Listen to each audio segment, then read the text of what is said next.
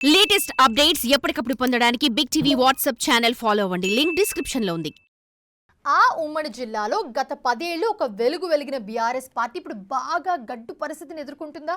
Car పార్టీని వలసల tension భయపెడుతుందా? ఇప్పటికే ఉమ్మడి జిల్లాలోని 12 నియోజకవర్గాల్లో బీఆర్ఎస్ నేతలంతా మారగా ఇప్పుడు మండల, జిల్లా స్థాయిలో స్థానిక సంస్థల ప్రజాప్రతినిధులు సైతం కాంగ్రెస్లో చేరడంతో కారు ఖాళీ అయిందా?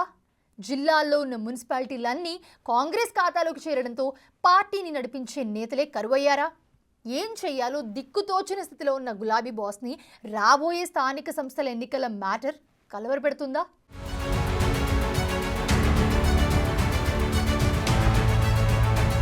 పన్నెండు నియోజకవర్గాలున్న ఉమ్మడి నల్గొండ జిల్లాలో కారు పార్టీ దాదాపు ఖాళీ అయినట్టే కనిపిస్తుందట. బీఆర్ఎస్ ప్రభుత్వ హయాంలో బీఆర్ఎస్ లో చేరిన నాయకులంతా తిరిగి హస్తం గూటికి చేరుకుంటున్నారు. వలసల పరంపర కొనసాగుతుండగా చేరికలను అడ్డుకునేందుకు బీఆర్ఎస్ అగ్రనాయకులు చేస్తున్న ప్రయత్నాలు విఫలమవుతున్నాయట.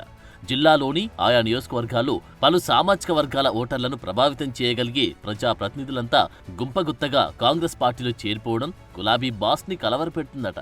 ఓ పక్క గులాబీ దళం రోజురోజుకి పడిపోతుంటే కాంగ్రెస్ పార్టీ మాత్రం గ్రామ, మండల, పట్టణ స్థాయిలో బలపడుతుండడం బీఆర్ఎస్ శ్రేణులను అయోమయంలో పడేస్తుందట.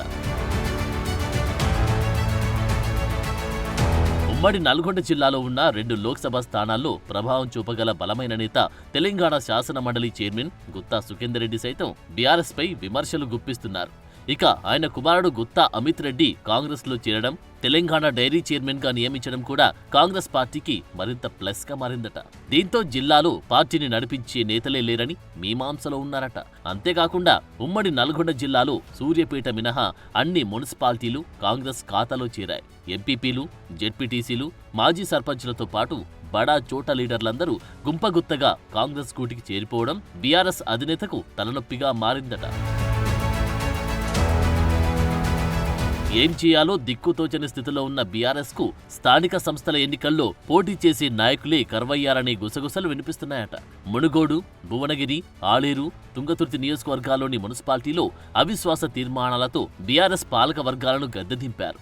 ఆయా మండలాలు, గ్రామాల్లో బలమైన సామాజిక వర్గాల ముఖ్య నేతలు కాంగ్రెస్ లో చేరడంతో బీఆర్ఎస్ ను నడిపించే నేతలు కరువయ్యారట.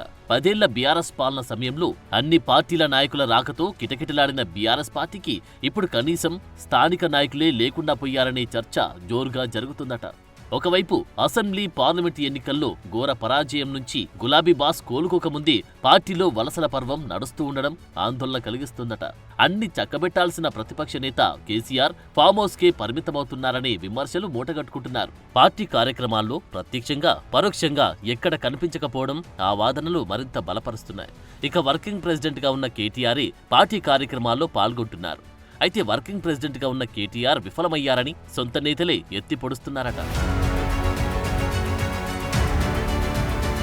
గ్రామస్థాయి నుంచి జిల్లాల వరకు పార్టీ కమిటీలు ఏర్పాటు చేసి స్థానిక నేతలకు బాధ్యతలు అప్పగిస్తే వారైనా కనీసం పార్టీ శ్రేణులను యాక్టివ్ చేస్తారన్న అభిప్రాయం వ్యక్తమవుతుంది. లేకపోతే స్థానిక సంస్థల ఎన్నికల మీద తీవ్ర ప్రభావం చూపి పోటీ చేయాలంటేనే బీఆర్ఎస్ నేతలు భయపడే పరిస్థితి తలెత్తుతుందని గులాబీ శ్రేణులు ఆందోళన వ్యక్తం చేస్తున్నాయి. ఈ పరిస్థితుల్లో ఏ నిర్ణయం తీసుకుంటుంది?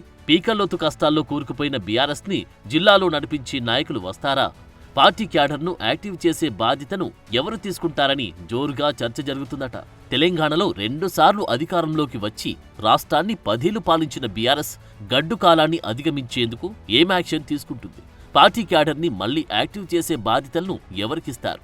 లేదా స్థానిక సంస్థల ఎన్నికల్లో కూడా బీఆర్ఎస్ కు పరాభవం తప్పదా అని టాక్ నడుస్తోంది.